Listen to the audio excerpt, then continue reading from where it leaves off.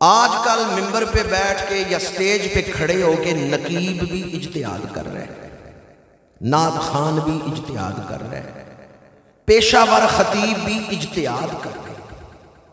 یہ جو کہتے ہیں نا میں جملہ دینے لگا ہوں، میں نکتہ بیان کرنے لگا ہوں، پھر عقائد میں دخل اندازی کرتے ہیں۔ بھئی عقائد تمہارے نکتوں کے محتاج نہیں کہ تم نکتے بیان کر کے عقائد میں دخل اندازی دو۔ حضور نے پورا دین اپنی امت کو عطا فرمایا ہے۔ حضور نے 13ویں یا 14ویں صدی کے مولویوں پر نہیں چھوڑا کہ ان سے عقیدہ سیکھنا، حضور نے پورا دین بیان کیا ہے۔ ہاں علماء تشریح کر سکتے ہیں، علماء نے تشریح کرنی ہے، پر تشریح وہ کرے گا جسے اصول پتہ ہے۔ جس نے اصول ہی نہیں پڑھے وہ تشریح کرے گا تو اصول کے خلاف کر دے گا۔ درس نظامی میں کتاب پڑھائی جاتی ہے نور الانوار، ملا احمد جیون نے اس میں لکھا ہے۔ علامہ تفتازانی التلویح میں انہوں نے اس بات کو بیان کیا۔ علامہ فرنگی محلی انہوں نے شرح مسلم الثبوت میں اس بات کو بیان کیا۔ 5ویں صدی کے بزرگ امام ابو شکور سالمی انہوں نے کتاب التمہید میں اس بات کو بیان کیا۔ صدر الشریعہ انہوں نے التوضیح کے اندر اس بات کو بیان کیا۔ اصول دین کی 5 کتابوں کے حوالے میں نے آپ کو دیے، اصول فقہ کی 5 کتابوں کے حوالے۔ جو ضروریات دین میں اجتہاد کر کے وکھری راہ نکالے گا کافر ہو جائے گا۔ عقائد میں اجتہاد کرنا یہ ریڈ لائن ہے، اس کو کراس کرنے کا انجام کیا ہوتا ہے؟ یہ جو کہ نکتہ بیان کرنے لگا ہوں، پہلے سوچ لو تم نکتہ بیان کرنے کی اہلیت رکھتے ہو۔ نکتہ وہ بیان کرے جس نے اصول پڑھے ہوئے ہیں، تشریح وہ کرے جس نے اصول پڑھے ہوئے ہیں۔ جس نے اصول ہی نہیں پڑھے وہ نکتہ بیان کرتے ہوئے عقائد میں دخل اندازی دیتے۔ نور الانوار میں ہے جو اصول دین میں اجتہاد کرے کافر ہو جائے گا، اور جو ضروریات اہل سنت میں اجتہاد کرے گمراہ ہو جائے گا، ولدالین میں شامل ہو جائے گا، اس نے کفر کی طرف منہ کر لیا۔ یہ تو کہتے ہیں متکلمین، لیکن فقہا کہتے ہیں اگر کوئی ضروریات اہل سنت میں اجتہاد کر کے وکھری راہ نکالے کافر ہو جائے۔ سیدنا صدیق اکبر نبیوں کے بعد سب سے افضل ہے۔ یہ عقیدے کا مسئلہ ہے اور عقیدے میں اجتہاد۔ آج کل اگر کوئی یہ کہے کہ میں بحث کر کے دلائل دے کے ثابت کرتا ہوں، اور اس کو سیدنا صدیق اکبر کے متفقہ عقیدے کے خلاف وہ دلائل دے کے ثابت کرنا چاہے، وہ عقائد میں اجتہاد کرنا ہے، وہ ضروریات اہل سنت کو ترک کر رہا ہے، بے دین ہو جائے گا، گمراہ ہو جائے گا، اس نے کفر کی طرف منہ کر لیا ہے، اور یہ اجتہاد اسے کفر تک لے جائے گا۔ گلی گلی نگر نگر عمر عمر عمر عمر، گلی گلی نگر نگر، گلی گلی نگر نگر۔ تیسرا نعرہ تیرا چین میرا چین، ذنورین ذنورین، تیرا چین میرا چین، بولو بولو تیرا چین میرا چین۔ اے اگلا نعرہ تو انہوں اپی ہوندہ نگر نگر گلی گلی، نگر نگر گلی گلی۔ حضرت علامہ مولانا صاحبزادہ غلام بشیر نقشبندی صاحب۔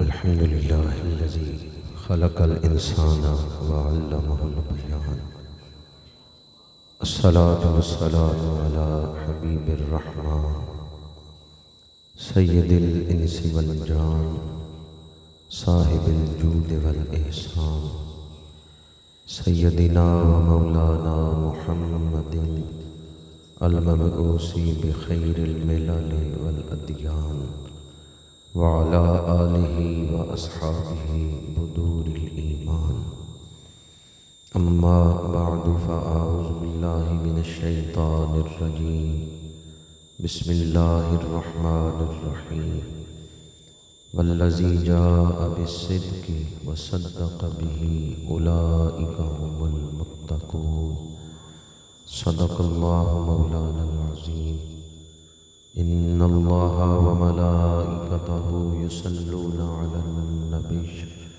يا أيها الذين آمنوا صلوا عليه وسلموا تسليما الصلاة والسلام عليك يا رسول الله وعلى آلك وأصحابك يا حبيب الله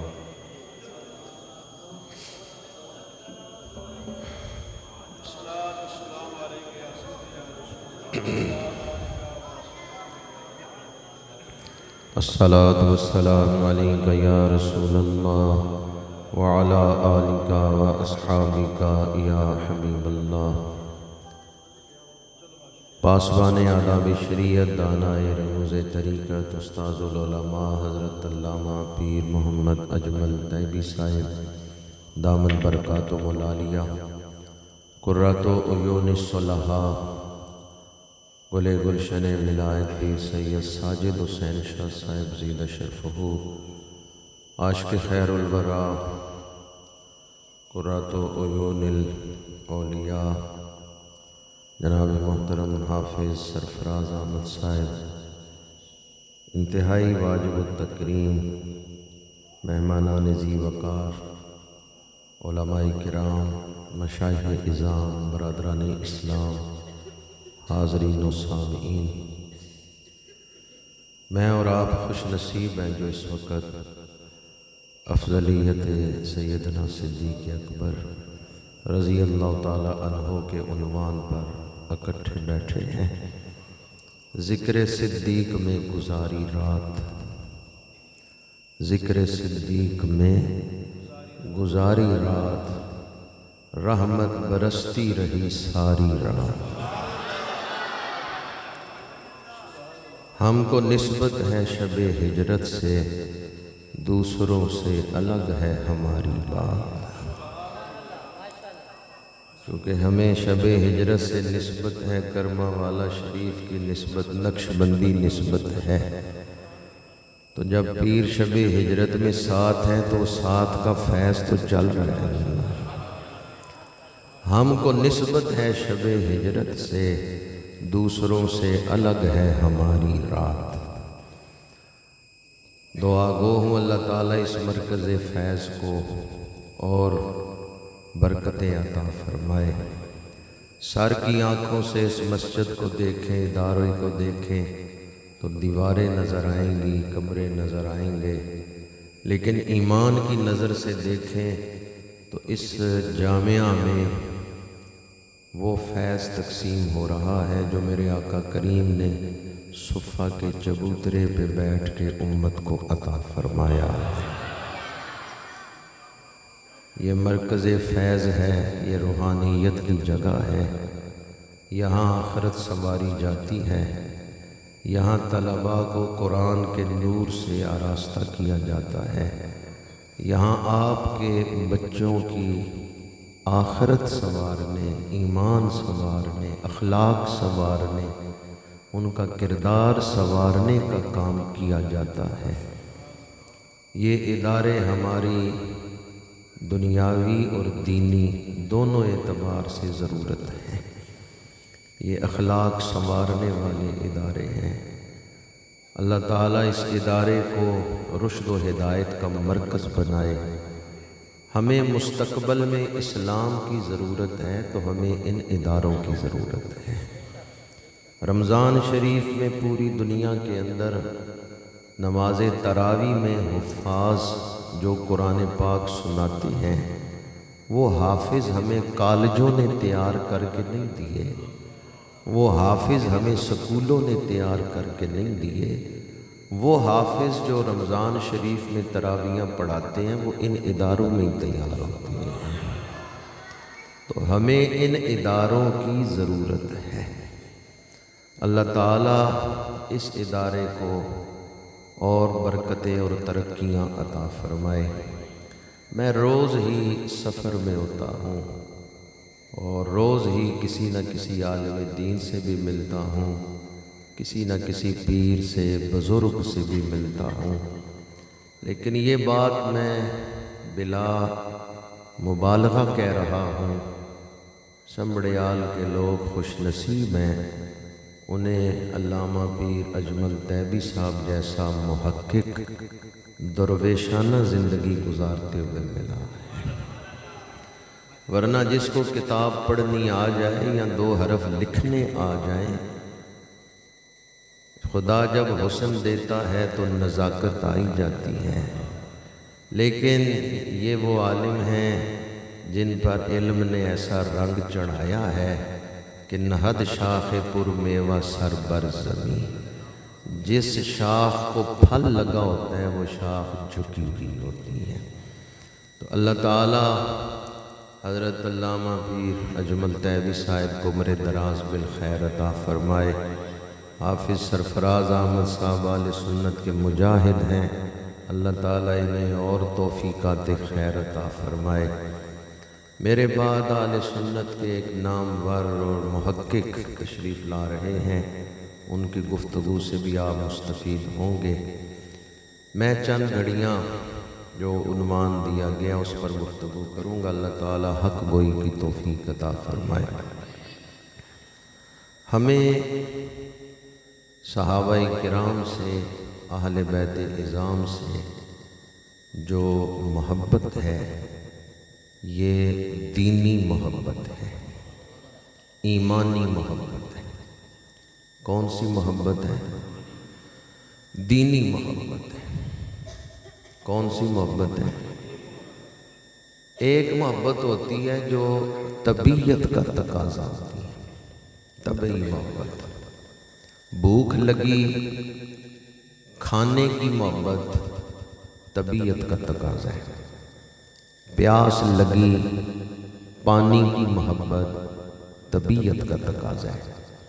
جب پیاس نہیں تو پانی کا خیال بھی نہیں آتا، جب پیاس لگتی ہے تو ہم کہتے ہیں جی پانی کہاں سے ملے گا، شوق سے پھر پیتے ہیں چونکہ پیاس ہے۔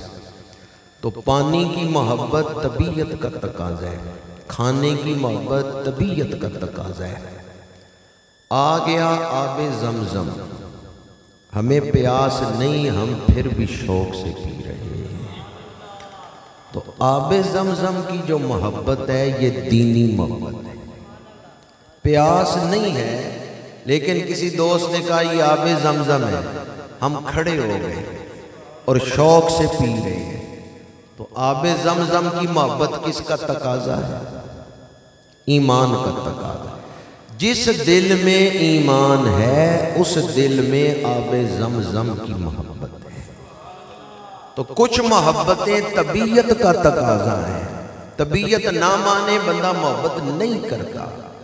کچھ محبتیں ایمان کا تقاضا ہے، اس میں طبیعت کا عمل دخل نہیں، اس میں ایمان کا عمل دخل ہے۔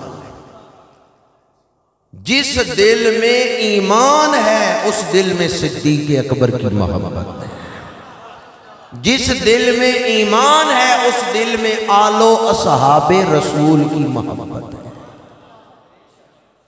تو ہمیں صحابہ کرام سے جو محبت ہے وہ کون سی محبت ہے؟ دینی محبت ہے۔ خواجہ خواجگاں قبلہ عارفہ حضرت خواجہ شمس الدین سیالوی رحمۃ اللہ تعالیٰ علیہ کے پاس ایک شخص بیٹھا ہوا تھا، مرید تھا۔ اس نے عرض کیا حضور ہمارا سلسلہ چشتیہ ہے اور ہمارے سلسلے کے پیشوا مولا علی شیر خدا کرم اللہ تعالی وجہ الکریم ہے، آپ کے ذریعے ہمارا سلسلہ حضور تک پہنچتا ہے۔ اپنا پیر زیادہ پیارا لگتا ہے، اپنا پیر دوسرے پیروں سے افضل سمجھنا چاہیے۔ جب ہمارے پیر مولا علی ہیں تو ہمیں چاہیے ہم انہیں سب سے افضل سمجھیں۔ حضور خواجہ شمس العارفین رحمت اللہ علیہ یہ تاجدار گولڑا کے پیر ہیں، یہ بڑے بڑے سیدوں کے پیر ہیں، تاجدار گولڑا سید ہیں، ان کے بھی پیر ہیں، جلال پور شریف والے حضرت قبلہ پیر سید غلام حیدر شاہ صاحب یہ ان کے بھی پیر ہیں اور وہ بھی سید ہیں۔ حضرت خواجہ شمس الدین سیالوی رحمۃ اللہ تعالیٰ علیہ نے فرمایا کہ یہ بات جو تو نے کی ہے نا اپنا پیر دوسرے پیروں سے افضل سمجھنا چاہیے، یہ طریقت کا اصول ہے، پر یاد رکھو طریقت بعد میں ہے، شریعت پہلے۔ آپ نے فرمایا جب تک کسی کا عقیدہ اہل سنت و جماعت والا نہیں ہوگا وہ طریقت کی دنیا میں قدم رکھ ہی نہیں سکتا، اور یہ اجماعی قطعی عقیدہ ہے کہ نبیوں کے بعد سب سے افضل ہستی ہے تو حضرت صدیق اکبر کی ہستی۔ حضور پیر سیال نے فرمایا جب تک تم یہ عقیدہ نہیں رکھو گے، طریقت تو بعد کی بات ہے، تم تو اہل سنت میں داخل ہی نہیں ہو سکتے۔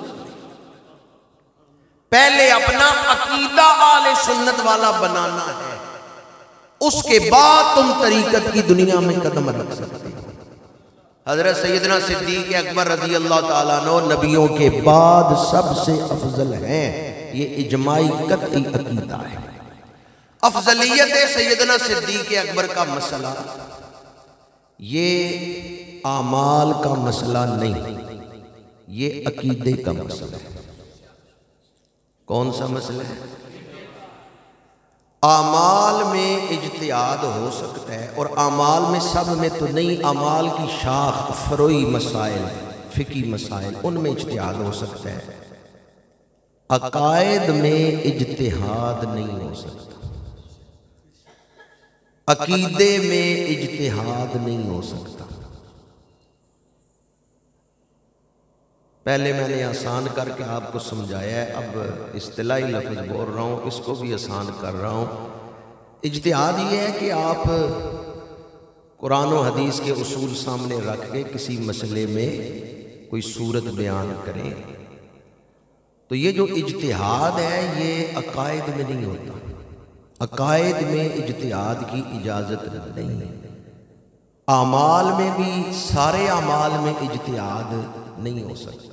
مثلا کچھ مجتہدین بیٹھ جائیں، اجتہاد کر کے وہ 5 نمازوں کو ایک بنا سکتے ہیں، اوکے جی ہم نے اجتہاد کیا، ثابت ہو گیا 5 نہیں ایک ہی نماز ہو سکتا ہے۔ تو اعمال میں بھی سب اعمال میں اجتہاد، ہاں فروعی مسائل جو ہیں قیامت تک نئے مسائل پیدا ہوں گے ان میں اجتہاد کے اصول سامنے رکھ کے اجتہاد ہو سکتا ہے۔ اگر کوئی بندہ کرے عقائد میں اجتہاد تو پھر اس کا حکم کیا ہے، اس پر کیا حکم لگتا ہے؟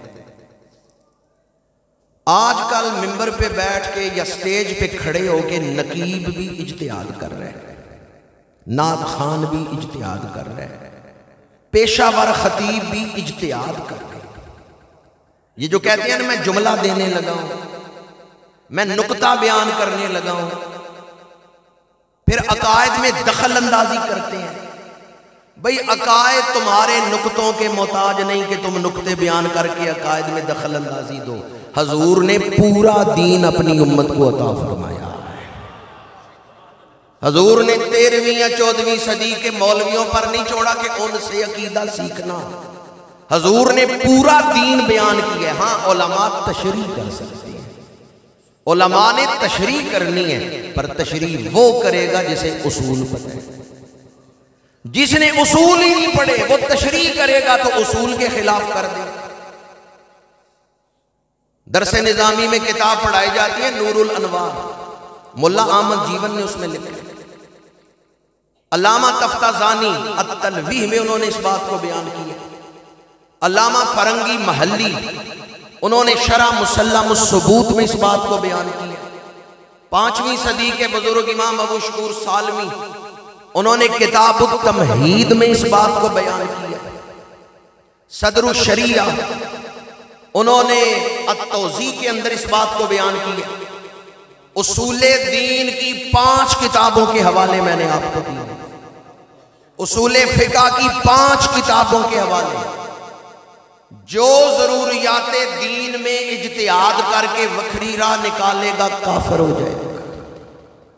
عقائد میں اجتہاد کرنا یہ ریڈ لائن ہے، اس کو کراس کرنے کا انجام کیا ہوتا ہے؟ یہ جو کہ نقطہ بیان کرنے لگا ہوں، پہلے سوچ لو تم نقطہ بیان کرنے کی اہلیت رکھتے ہو؟ نقطہ وہ بیان کرے جس نے اصول پڑھے ہوئے ہیں، تشریح وہ کرے جس نے اصول پڑھے ہوئے ہیں، جس نے اصول ہی نہیں پڑھے وہ نقطہ بیان کرتے ہوئے عقائد میں دخل اندازی دیتے ہیں۔ نور الانوار میں ہے جو اصول دین میں اجتہاد کرے کافر ہو جائے گا، اور جو ضروریات اہل سنت میں اجتہاد کرے گمراہ ہو جائے گا، ولدالین میں شامل ہو جائے گا، اس نے کفر کی طرف منہ کر لیا۔ یہ تو کہتے ہیں متکلمین، لیکن فقہا کہتے ہیں اگر کوئی ضروریات اہل سنت میں اجتہاد کر کے وکری راہ نکالے کافر ہو جائے۔ سیدنا صدیق اکبر نبیوں کے بعد سب سے افضل ہیں، یہ عقیدے کا مسئلہ ہے، اور عقیدے میں اجتہاد۔ آج کل اگر کوئی یہ کہے کہ میں بحث کر کے دلائل دے کے ثابت کرتا ہوں، اور اس کو سیدنا صدیق اکبر کے متفقہ عقیدے کے خلاف وہ دلائل دے کے ثابت کرنا چاہے، وہ عقائد میں اجتہاد کر رہا ہے، وہ ضروریات اہل سنت کو ترک کر رہا ہے، بے دین ہو جائے گا، گمراہ ہو جائے گا، اس نے کفر کی طرف منہ کر لیا ہے، اور یہ اجتہاد اسے کفر تک لے جائے گا۔ ایمان کسے کہتے ہیں؟ بنیاد میں نے آپ کے سامنے بیان کر دی ہے، دو باتیں یاد رکھیں، مسئلہ سمجھنا آسان ہو جائے گا۔ ہمیں حضرت صدیق اکبر کے ساتھ کون سی محبت ہے؟ دینی۔ کون سی محبت ہے؟ دینی محبت کرنی ہے تو دین کے ویڑے میں آگے کرنی ہے۔ دینی محبت اپنی طبیعت کے مطابق نہیں کہ میری طبیعت یہ کہتی ہے، تیری طبیعت پہ کافرانہ رنگ بھی ہو سکتا ہے۔ طبیعت کا کیا ہے؟ طبیعت میں تو کافروں کا رنگ بھی ہو سکتا ہے، یعنی کہ میری طبیعت یہ کہتی ہے۔ دینی محبت کرنی ہے تو دینی اصولوں کے مطابق دین کے ویڑے میں آ کے دینی محبت کرنی ہے، اور دوسری بات یہ کہ عقائد میں اجتہاد نہیں ہوتا۔ یہ دو باتیں ذہن میں رکھیں۔ تیسری بات، جو دو ساؤنڈ چلا رہے ہیں ایکو بند کر دیں، سادی آواز بنا دیں۔ ایمان کسے کہتے ہیں؟ حضور نے جو منوایا بندے نے مان لیا وہ مومن ہے۔ حضور نے منوایا مانو خدا ایک ہے، ہم نے مان لیا۔ جنت، دوزخ، عرش، لوح، قلم، کرسی، جبرائیل، میکائیل، عزرائیل، اسرافیل، ہم نے کچھ بھی نہیں دیکھا، ہم سب کچھ مانتے ہیں۔ کیوں؟ حضور نے منوایا۔ حضور جو منوائیں بندہ مان لے، مومن ہے۔ اپنے مصلی پہ صدیق اکبر کو کھڑا کر کے حضور نے منوایا کیا ہے؟ یہ مصلی کس کا ہے؟ اپنے مصلی پہ حضرت صدیق اکبر کو کھڑا کر کے حضور کیا منوا رہے ہیں؟ ساری امت کو پیچھے کھڑا کیا، امت سپرد کی حضرت صدیق اکبر کی۔ جہالت جمع شرارت مساوی ہے فساد۔ آج کل لوگوں میں جہالت بھی ہے، پھر نفس کی شرارت بھی ہے، تو نتیجہ کیا نکلے گا؟ فساد ہی نکلے گا۔ اگر آپ کو یہ نہیں پتا کہ امام کسے بنایا جاتا ہے تو علماء کے پاس بیٹھ کے سیکھیں کہ امامت کا حقدار کون ہے۔ علماء کے پاس بیٹھ کے امامت کی شرائط سیکھیں۔ امامت کے لیے جو اوصاف ضروری ہیں، فقہ کی کتابوں میں یہ بحث بھی موجود ہے، فضیلت والے لوگ اکٹھے ہوں تو امامت کون کرائے گا، وہ ترتیب بھی موجود ہے فقہ کی کتابوں۔ اگر آپ کو نہیں نہ پتا کہ امام کسے بنایا جاتا ہے تو آپ اپنی جہالت دور کریں، کسی سے سیکھیں کہ امام کسے بنایا جاتا ہے۔ جنہوں نے اپنا مصلی دیا ہے نا، وہ جانتے ہیں امام کسے بنایا جاتا ہے۔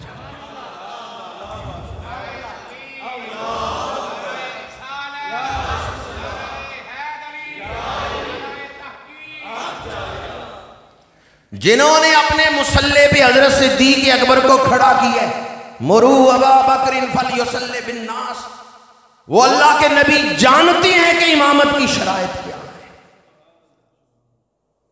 सहाबा की महफिल लगी है, हजरत सिद्दीक अकबर हाजिर है। मेरे आका करीम ने फरमाया 360 सिफतें हैं, अच्छी खूबियों वाली बातें हैं, किसी में एक भी पाई गई वो खूबी वाली बात उसे जन्नत में ले जाएगी। यार गार अर्ज़ करते हैं, या रसूलल्लाह सल्लल्लाहु अलैहि वसल्लम, उन 360 में से मेरे अंदर भी कोई पाई जाती है। मेरे आका करीम ने फरमाया, अबू बकर वो सारी तेरे अंदर पाई जाती है। जहाँ इस एक तरफ फजीलत साबित हो रही है, वहाँ अकीदा भी साबित हो रहा है कि यार गार ने क्या अर्ज़ किया, या रसूलल्लाह उन 360 में से मेरे अंदर भी कोई पाई जाती है। अंदर अपना है, पूछ हजूर से रही है। समझे मैं क्या बात कर रहा हूँ कि मेरे अंदर के बारे में मुझसे ज्यादा हजूर जानते हैं। या रसूलल्लाह मेरे अंदर भी उनमें से कोई सिफत पाई जाती है। सवाल बता रहा है, यार गार का अकीदा ये है, मेरे बारे में मुझसे ज्यादा हजूर जानते हैं। सरे अर्श पर है तेरी गुजर, दिले फर्श पर है तेरी नजर, मलाकूत तो मुल्क में क्या है वो जो तुझ पे अया नहीं। मेरे आका करीम ने फरमाया, अबू बकर तेरे अंदर वो सारी अच्छी खूबियां पाई जाती हैं। पता चला जो मुसल्ले पे खड़ा कर रहे हैं ना, वो जानते हैं मुसल्ला कौन सा है, काम कौन सा अबू बकर ने करना है, और जिन्हें मैं मुसल्ले पे खड़ा कर रहा हूं उसके अंदर खूबियां कौन सी। इमामत ये अफजलियत की दलील है। शबे मेराज मस्जिद अक्सा में मेरे आका करीम नमाज पढ़ा रहे हैं, सारे नबी पीछे मुक्तदी बन के खड़े हैं। या अल्लाह जो इस पे सुभान अल्लाह के उसे हजूर का दीदार अता फरमा। हजूर इमामत के मुसल्ले पे खड़े हैं, हजरत मूसा पीछे खड़े हैं। बराबर खड़े हैं कि पीछे खड़े हैं? मुक्तदी बराबर होता है कि पीछे होता है? मुक्तदी बराबर होता है कि पीछे होता है? बस मुझे और बयान करने की जरूरत नहीं है। मुक्तदी बराबर खड़ा होता है या पीछे खड़ा होता है? हजूर इमामत के मुसल्ले पे, हजरत मूसा पीछे, हजरत इब्राहिम पीछे, हजरत दाऊद पीछे, हजरत सुलेमान पीछे, सारे नबी पीछे मुक्तदी बन के खड़े हैं हमारे आका इमामत के मुसल्ले पे। हम ये बयान करके मेराज के दिनों में हम कहते हैं सबसे औला और आला, सबसे बाला और वाला, अल्लाह का कुर्ब मिल रहा है इमामत मुस्तफ़ा से। हजूर की इमामत के जरिए वो नबी अपनी हाजिरी रब के दरबार में लगवा रहे हैं। नबी मुक्तदी हैं, हमारे आका इमाम हैं। जब हम कहते हैं इमामुल अंबिया तो हम कहते हैं नबियों से अफजल है हमारे आका, इसीलिए इमाम बने। वो जो नबियों के इमाम हैं उन्होंने अपने मुसल्ले पे सिद्दीक अकबर को खड़ा करके बता दिया है उम्मत में सबसे अफजल है तो अबू बकर सिद्दीक अफजल है। हर यार नबी दा सोना है पर यारे गार दियां, यारे गार दियां। जब मैं ये कह रहा था हजूर इमामत के मुसल्ले पे हैं और हजरत मूसा पीछे हैं, तो हजरत मूसा की बेदबी तो नहीं हुई? हजूर इमामत के मुसल्ले पे और हजरत दाऊद मुक्तदियों में पीछे खड़े हैं, हजरत दाऊद की बेअदबी तो नहीं? इसी तरह जब हम ये कहते हैं हजरत सिद्दीक अकबर इमामत के मुसल्ले पे हैं, फारूक आजम पीछे खड़े हैं, उस्मान गनी पीछे खड़े हैं, मौला अली पीछे खड़े हैं, हजरत अब्बास पीछे खड़े हैं, तो ये भी उन हस्तियों की बेअदबी, क्योंकि आगे खड़ा किसने किया है? जो हजूर के फैसले को नाम माने। आज जो हजूर के फैसले का इनकार करे, हजरत सिद्दीक अकबर की तौहीन बिलवास्ता रसूलुल्लाह की तौहीन है कि माज़अल्लाह हजूर ने ऐसी हस्ती कोई उम्मत का इमाम बनाया जो उसके अहल ही नहीं थे। आज जो हजरत सिद्दीक अकबर की तौहीन कर रहा है वो रसूलुल्लाह की तौहीन कर रहा है। मेरे आका करीम ने निगाह नबूवत से देखा है, जाहिर और बातिन को देखा है, और अल्लाह के इज़्न से हजरत सिद्दीक अकबर को इमामत के मुसल्ले पे खड़ा किया। 17 नमाजें हजूर की मौजूदगी में हजरत सिद्दीक अकबर ने पढ़ाई हैं। اور بخاری شریف میں ہے فجر کے وقت سوموار کے دن جس دن حضور کا وصال ہوا ہے، فجر کی نماز پر حجرہ سیدہ عائشہ صدیقہ کے دروازے پہ آ کے پردہ ہٹا کے حضور نے دیکھا ہے میری امت کیسے ابو بکر کے پیچھے کھڑی ہے، فتبسم، حضور مسکرائے ہیں، حضور خوش ہیں صدیق اکبر کو امامت کے مصلی پہ کھڑا کر کے۔ آپ بھی خوش ہیں یا نہیں ہیں؟ ہر یار نبی دا سونا ہے پر یار غار دیاں، یار غار دیاں کیتا پیار نبی نال بڑیاں نے، اے دے پیار دیاں، اے دے پیار دیاں۔ آج بعض لوگوں نے یہ بھی کہا کہ حضرت صدیق اکبر سیاسی خلیفہ ہیں، روحانی خلیفہ نہیں ہے، انہوں نے نماز پہلے پڑھائی ہے یا بیعت پہلے لی ہے؟ میرے آقا کریم نے انہیں پہلے اپنا روحانی خلیفہ بنایا ہے۔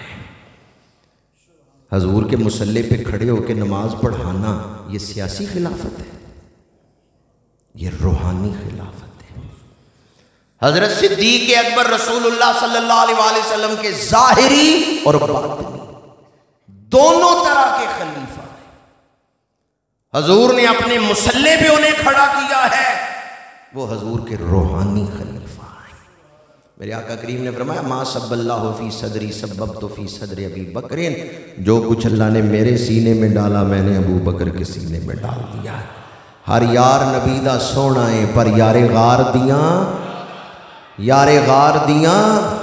علماء کا مجمع ہے تو اس لیے یہ نقطہ بھی بیان کر رہا ہوں، اور غار کا لفظ ہے شعر میں تو آیت سنا رہا ہوں، میں شعر پر اکتفا نہیں۔ یار غار دیاں، جب دشمن دروازے پہ غار کے دہانے پر پہنچا، صدیق اکبر حضور کی وجہ سے پریشان ہوئے کہ کہیں حضور کو نقصان نہ پہنچے، تو میرے آقا کریم نے فرمایا لا تحزن ان اللہ معنا، ابو بکر غم نہ کر، بے شک اللہ ہمارے ساتھ ہے۔ میں علماء سے پوچھتا ہوں یہ جو جملہ ہے ان اللہ معنا، یہ فعلیہ ہے یا اسمیہ ہے؟ فعلیہ جملے میں کوئی زمانہ پایا جاتا ہے، ماضی، حال، مستقبل۔ اسمیہ میں زمانہ نہیں ہوتا، دوام، ہمیشگی۔ ان اللہ معنا یہ اسمیہ جملہ ہے۔ حضور نے فرمایا ابو بکر کبھی غم نہ کرنا، اللہ ہمیشہ ہمارے ساتھ ہے۔ اچھا، حضور کے ساتھ اللہ ہمیشہ ہے، اس کی تو سمجھ آتی ہے حضور نبی ہیں، بلکہ نبیوں کے امام ہیں۔ حضرت صدیق اکبر کے ساتھ بھی اللہ ہمیشہ ہے۔ یہ معراج ہے صدیق اکبر کی، جو غار میں ڈیوٹی دی ہے نا حضور کی، حضور نے انہیں معیت الہیہ میں اپنے ساتھ شامل کر لیا ہے۔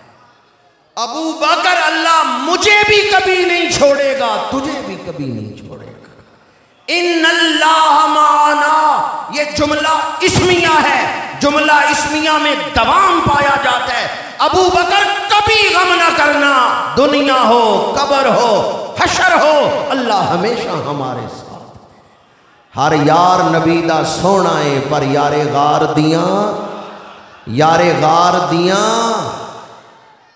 مجھ سے کوئی میرا ایڈریس پوچھے تو باغلی شریف کا ذکر، گجرات کا ذکر آ جائے گا، آپ سے پوچھے سنبڑیال کا نام آ جائے گا، صدیق اکبر کا ایڈریس کیا ہے؟ عجب رتبہ ہے یار غار تیرا، پتہ ہے روزہ سرکار تیرا۔ اس جگہ سے افضل کوئی جگہ ہے جہاں صدیق اکبر مقیم ہے، جہاں صدیق اکبر کا روزہ ہے؟ مجھے بتاؤ اس سے افضل جگہ کون سی ہے؟ اس میں تو لوگوں نے اختلاف کیا کہ مکہ شہر افضل ہے یا مدینہ منورہ، حدیثوں میں ہے مکہ شہر افضل ہے مدینہ شہر سے، لیکن وہ روزے کے اندر جو جگہ ہے نا جہاں حضور کا روزہ پاک ہے گنبد کے نیچے، اس سے افضل کوئی جگہ نہیں۔ وہ کائنات میں، کونین میں سب سے افضل مقام جو گنبد خضرا کے نیچے جگہ ہے، جو سب سے افضل مکان ہے، اس کے مکین صدیق اکبر ہے۔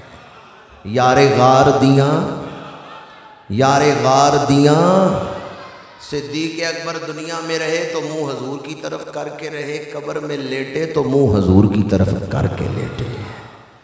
ہم جناب حر کا ذکر کرتے ہیں تو حضرت حر، کیوں؟ اس لیے کہ حر کو امام حسین نے سینے سے لگایا۔ جس کو نواسا سینے سے لگا لے ہم تو اس کا ادب کرتے ہیں۔ صدیق تو وہ ہیں جنہیں آج بھی حضور نے سینے سے لگایا ہوا ہے۔ یا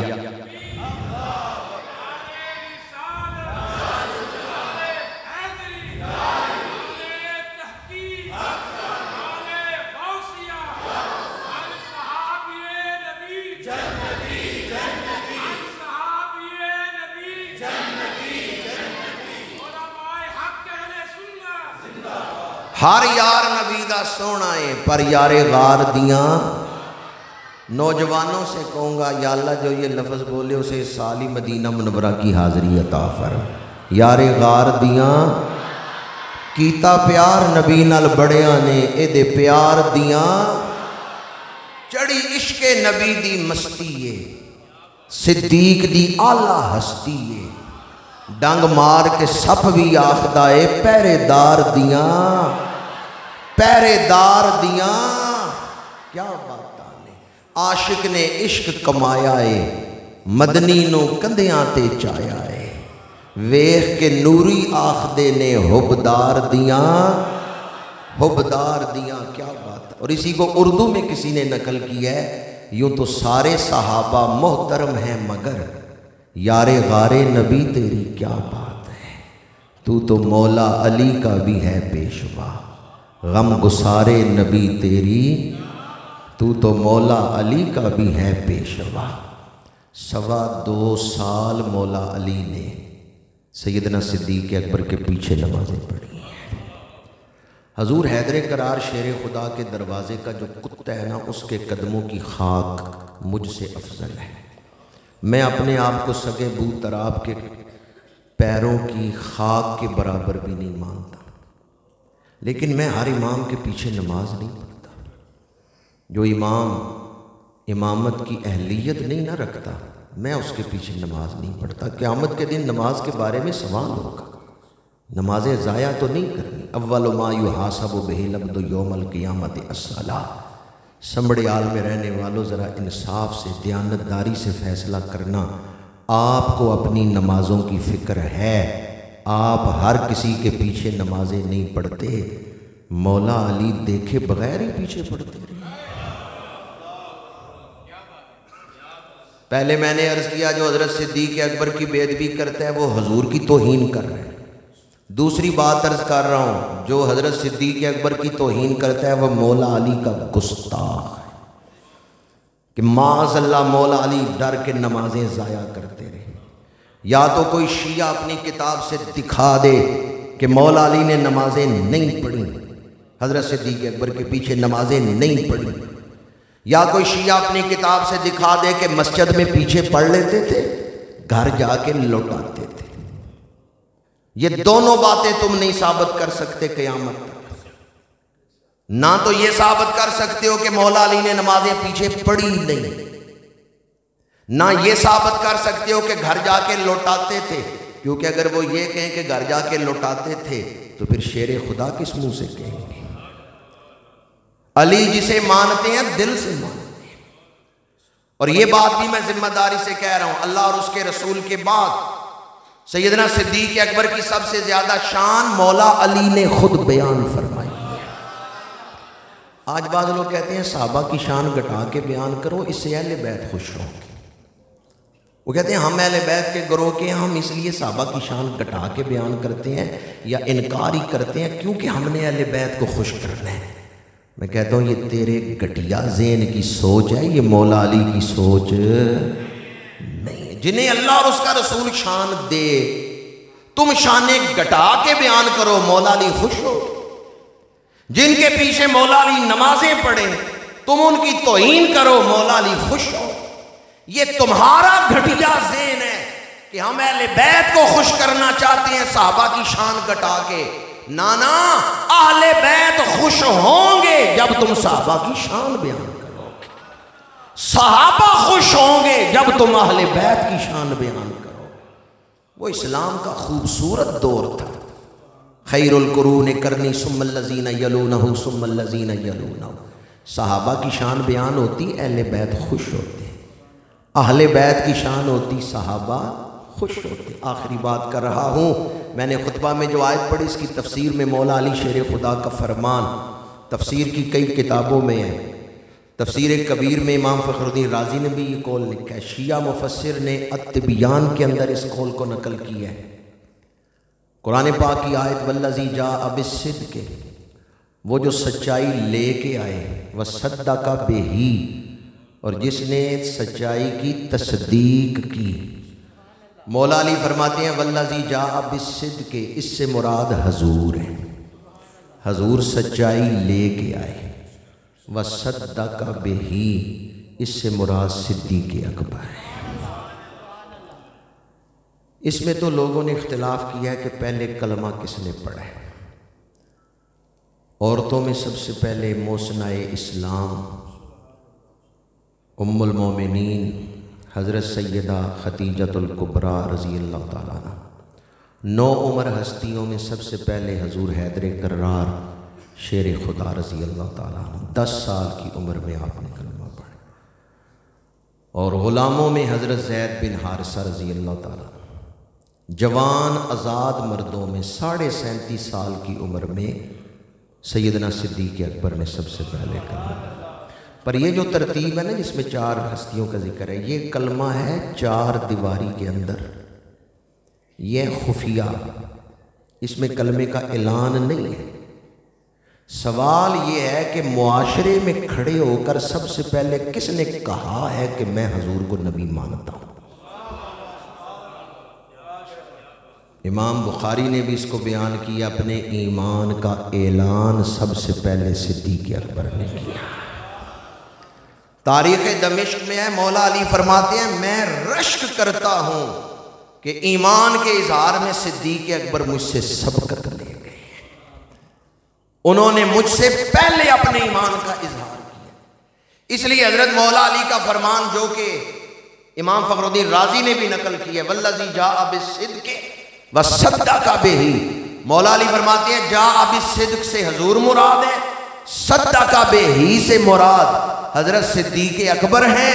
قرآن فیصلہ کرتا ہے صدیق اکبر پرہیزگار ہے، اولئک ھم المتقون، یہی پرہیزگاری والے، یہی تقوی والے ہیں۔ میرے آقا کریم کا ایک نام ہے مصدق، یہ قرآن پاک کی آیت میں ہے۔ حضور کا کون سا نام؟ وَإِذَا أَخَذَ اللَّهُ مِيثَاقَ النَّبِيِّينَ لَمَا آتَيْتُكُم مِّن كِتَابٍ وَحِكْمَةٍ ثُمَّ جَاءَكُمْ رَسُولٌ مُّصَدِّقٌ لِّمَا مَعَكُمْ۔ اس آیت کی تفسیر میں اللہ نے حضور کو کم و بیش 1.25 لاکھ نبیوں کا مصدق بنا کے بھیجا ہے۔ یہودی حضرت سلیمان علیہ السلام کو نبی نہیں مانتے تھے، معاذ اللہ جادوگر کہتے تھے۔ ہمارے آقا کریم نے منوایا حضرت سلیمان اللہ کے نبی ہیں، تو حضور 1.25 لاکھ نبیوں کے مصدق، تصدیق کرنے والے، وہ جو خود 1.25 لاکھ نبیوں کے مصدق بن کے آئے ہیں، انہوں نے جب اعلان نبوت کی ہے کہ میں اللہ کا نبی ہوں، اس مصدق کی جس نے تصدیق کی ہے عقیدے کی زبان میں اسے ہم صدیق اکبر کہتے ہیں۔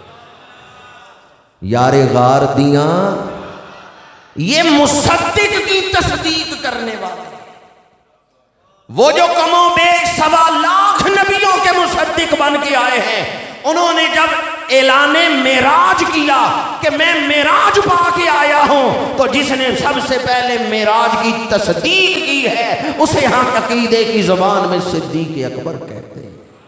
ہر یار نبی دا سونا ہے پر یار غار دیاں، جہاں حضور کا روزہ ہے یہ جگہ کس کے پیسوں سے خریدی گئی ہے؟ صدیق اکبر کا مال کتنا پیارا ہے، اللہ نے اپنے محبوب کے روزے کے لیے وہ جگہ پسند کی ہے جو صدیق اکبر کے پیسوں سے خریدی گئی۔ مجھے نہیں پتا اس مسجد کے لیے جگہ کس نے دی، پر میں اتنا جانتا ہوں جب تک اس مسجد میں نماز ہوتی رہے گی جگہ دینے والوں کو ثواب ملتا رہے گا۔ مسجد نبوی کے لیے جگہ کس نے خرید کے دی؟ اللہ آپ سب کو عمرہ نصیب کرے۔ آج کل وہاں ایپ ہے ریاض الجنہ میں حاضری کے لیے، لوگ ترلے کر رہے ہیں 2 نفل نصیب ہو جائیں۔ کئی لوگوں کو پورے عمرے میں 1 حاضری ریاض الجنہ میں ملتی ہے۔ اس قدر رش بھی ہے اور ایسا سسٹم بھی وہاں انہوں نے اب چلایا ہے. میں اور آپ 2 نفل پڑھ لیں ریاض الجنہ میں تو ہم شکر کرتے ہیں یا اللہ شکر ہے موقع مل گیا 2 نفلوں کا. ابو بکر وہ ہیں جنہوں نے یہ جگہ خرید کے حضور کی بارگاہ میں پیش کی.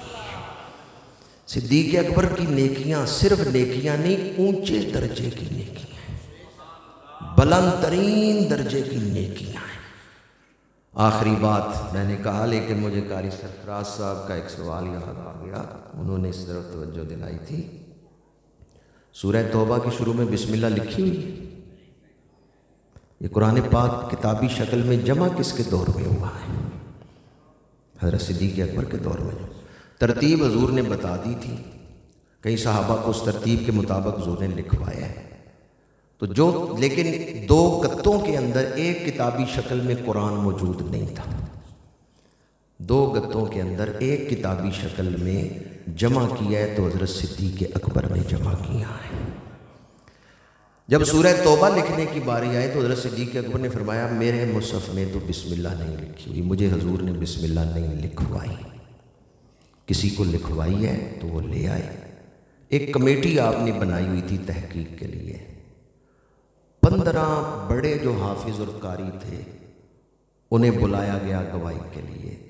کسی کے مصحف میں بھی بسم اللہ نہیں لکھی ہوئی تھی. پھر عام اعلان ہوا، کسی نے بھی گواہی نہیں دی. پھر حضرت صدیق اکبر نے فیصلہ کیا کہ سورہ توبہ کے شروع میں بسم اللہ نہیں لکھی جائے گی. آج تک کبھی لکھی گئی ہے؟ جو نہیں مانتے حضرت صدیق اکبر کو، ان کے ہاں بھی جس شکل میں قرآن ہے لکھی ہوئی ہے، فیصلہ تو وہ بھی مان ہی رہے ہیں.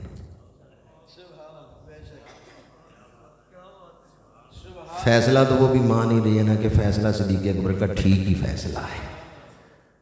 یا تو کو صدیق اکبر نے قرآن صحیح لکھوایا نہیں ہے، یہ ترتیب ہو رہا ہے، ہم ترتیب اس کے مطابق لکھتے ہیں.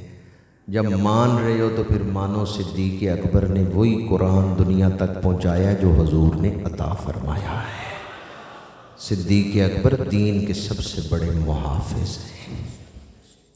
اللہ تعالی ہمیں دین سمجھنے کی اور عمل کرنے کی توفیق عطا فرمائے، اور قرآن پاک کی روشنی میں شان صدیق اکبر سمجھنے کی توفیق عطا فرمائے.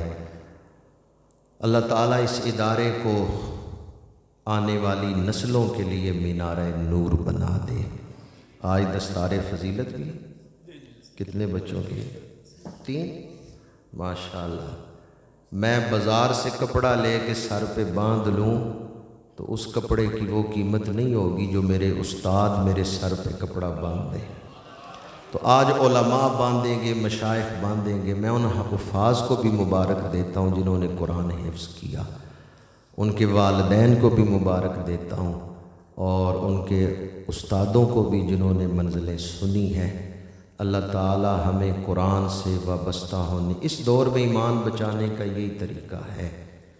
میں نے جہاں سے گفتگو شروع کی تھی، دینی محبت کرنی ہے تو دینی اصولوں کے مطابق کرنی ہے، اپنی طبیعت کے مطابق نہیں کرنی. اگر اپنی طبیعت کو درمیان میں لے آئے تو پھر دین کہاں گیا؟ دینی محبت دینی اصولوں کے مطابق کرنی ہے. کی محمد سے وفا تو نے تو ہم تیرے ہیں، یہ جہاں چیز ہے کیا لوح و قلم تیرے ہیں. وآخر دعوانا ان